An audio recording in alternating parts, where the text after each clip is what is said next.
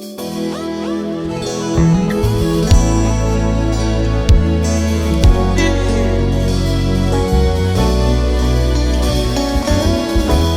les jours Jean Aville, il a dit voici l'agneau, c'est lui qui ôte les péchés du monde.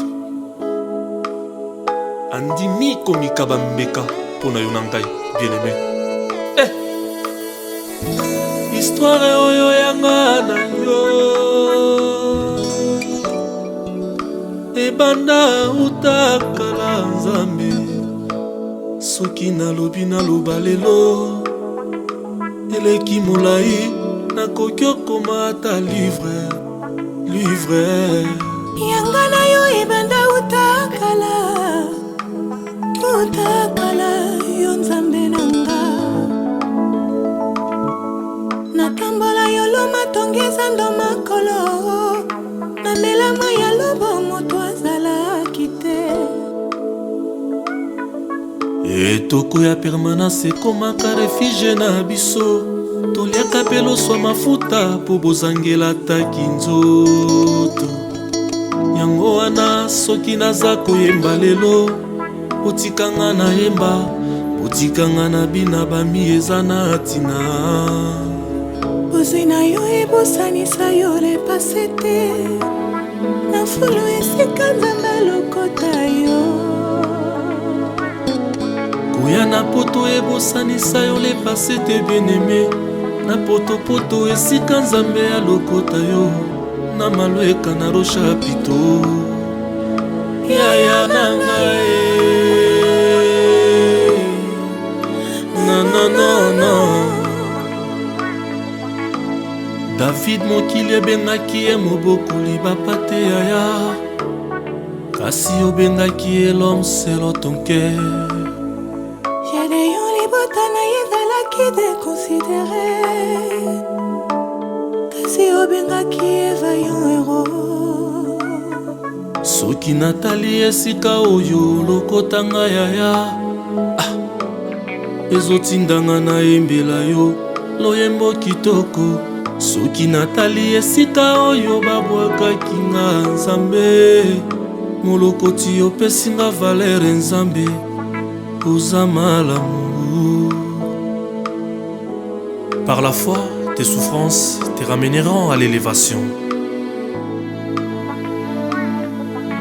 Tango nga natangaka Bible nasosole eloko moko ke osalaka epai ya baoyo aza barejete. naza kotika bacholanga lelo bafinga na bango baza kopusa yo memanga na élévation. Tika bango bachola yo bafinga yo baza kopuse nzambe asalela yo mema yo na élévation. Yaya na ngai oza malamu. Avant que Shiloh entre dans Jérusalem, il envoya à ses disciples de détacher l'anneau qui était attaché. Aujourd'hui, tu nous as détachés du péché, tu nous as détachés de la malédiction, tu nous as détachés de la mort éternelle. Oh yes! Les chrétiens, réjouissons-nous, car notre Créateur est vivant. Il s'élèvera le dernier dans tes problèmes. Alléluia. L'homme des 33 ans.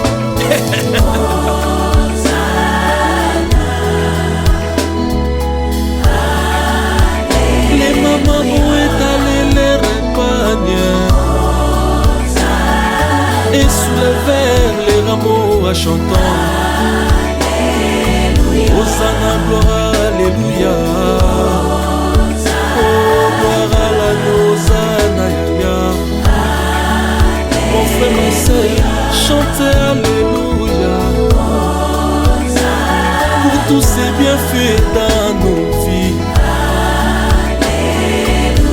Il accepta de mourir à ta place. Lui, innocent, il n'a point connu les péchés. L'agneau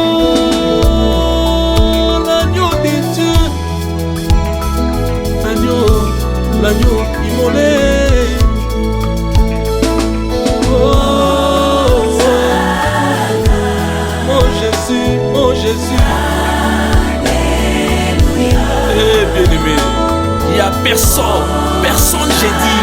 Tu es comme cet homme, l'homme de 33 ans, l'homme de Galilée, qui accepta de prendre ta place, mourir à la croix, lui qui n'a point connu les péchés.